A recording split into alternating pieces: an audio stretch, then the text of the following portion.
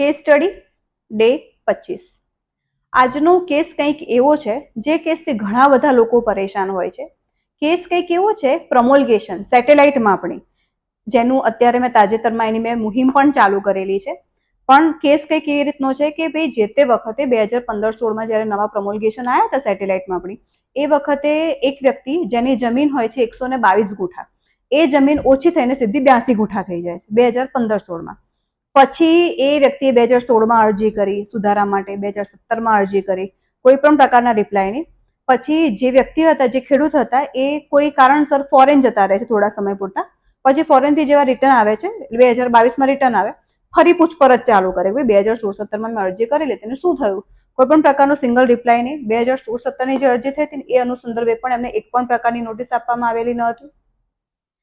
જ્યારે ત્યારે વારંવાર એમણે પૂછપરછ કરીને ત્યારે એવું કીધું કે તમારી 2016-17ની અરજી છે ને એ તો દેખાતી નથી અમારા કોમ્પ્યુટરમાં, એટલે તમે એક કામ કરો, નવેસરથી ફરીથી અરજી આપી દો।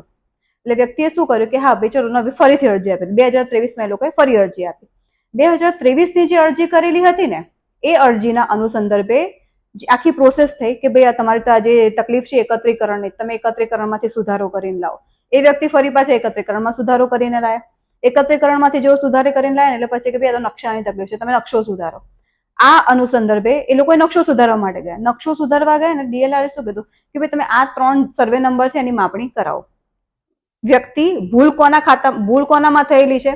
આના પોતાના સર્વે નંબરની જમીન ઓછી થઈ ગઈ છે, છતાં પણ બાકીનાની જમીનની માપણીના પૈસા પણ એક ખેડૂતે પોતે ભોગવ્યા કે હા ભાઈ ચલો મારી જમીનમાં સુધારો થતો હોય તો માપણીના પૈસા પણ ભરી દીધા।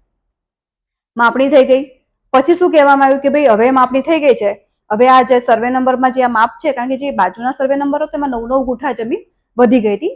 કઈ જગ્યાએ? 7/12ના રેકોર્ડ્સમાં। બાકી સ્થળ પરિસ્થિતિ મુજબ તો આપણા જે ખેડૂત હતા એની પાસે પણ 122 ગુઠા જગ્યા હતી, ભલે 7/12માં 82 થઈ ગઈ હતી। અને એવી રીતે આજુબાજુવાળામાં પણ એટલી જ જમીન હતી કે જેટલી એ લોકો જોડે એકચ્યુઅલ હોવી જોઈએ 2015-16 પહેલા જેટલી હતી। પણ હવે જ્યારે આજુબાજુના ખાતામાં 9 ગુઠા જમીન વધી ગઈ, ભલે સ્થળ પર કબજો નહોતો, એટલે હવે એ લોકોને પછી ડીએલઆર વાળાએ શું કીધું કે ભાઈ આ જે વ્યક્તિ છે ને એની તમે સંમતિ લઈને આવો। હવે જે વ્યક્તિના ખાતામાં ઓલરેડી 9 ગુઠા જમીન વધારાઈ છે એ સંમતિ આપશે? કોઈ પણ હિસાબે શક્ય નથી। પછી ખેડૂત દ્વારા કહેવામાં આવ્યું કે ભાઈ આ લોકો તો સંમતિ આપવા તૈયાર નથી। ત્યારે ડીએલઆરના અધિકારી શું કહે છે કે ભાઈ તમારે એવું હતું કે જે તે વખતે પ્રમોલ્ગેશન આવ્યું હતું ને ત્યારે તમે 3 વર્ષમાં અરજી કરી દીધી હોય ને તો પછી કે તમારે સંમતિની જરૂર ના હોય, એમનેમ થઈ જાય। એટલે આ વ્યક્તિ કે 3 વર્ષ પછી એમણે એવું કીધું ભાઈ મેં તો અરજી કરી દીધી હતી, 2016માં અરજી કરેલી હતી, 2017માં અરજી કરેલી હતી, પણ તમારા દ્વારા કોઈ એની પ્રોસેસ ના થઈ તો એ વાંક મારો તો ના કહેવાય। છતાં પણ ડીએલઆર દ્વારા જવાબ શું આપવામાં આવ્યો કે ભાઈ જે પણ થયું એ અમારા રેકોર્ડ્સમાં નથી દેખાતું એટલે અમે એને નહીં માનીએ। જેમ કે 2016-17ની જે એપ્લિકેશન એમણે કરેલી હતી ને એની રિસીવ કોપી સુદ્ધા એમની પાસે હતી, ડીએલઆરમાંથી રિસીવ કરાઈ હોય કોપી।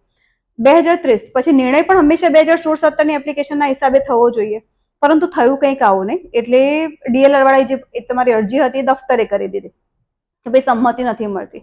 આ સંજોગોમાં તમે શું કરી શકો? તો આ સંજોગોમાં તમે એસએલઆરમાં જઈ શકો છો। એસએલઆરમાં જશો એટલે સંમતિનો સવાલ કેવો છે કે હા બરાબર વાત છે, પણ રેકોર્ડ્સને પણ એટલા જ જોવા જોઈએ। રેકોર્ડ્સને, માપણી શીટને, ભાઈ તમારી બનાવેલી માપણી શીટ છે, પ્રોમોલ્ગેશનની સેટેલાઇટ માપણીને તમે એટલું મહત્વ આપો છો કે જેના કારણે વ્યક્તિઓ પોતે હેરાન થઈ રહ્યા છે, ખેડૂતો પોતે હેરાન થઈ રહ્યા છે।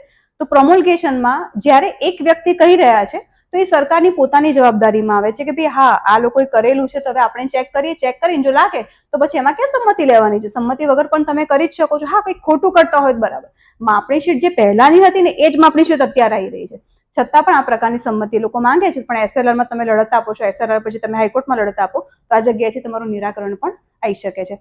આવા જ અલગ અલગ કેસ સ્ટડીના જાણકારીના વિડીયો આગળ પણ ચાલુ રહેશે। જય ભારત, જય જય ગરવી ગુજરાત।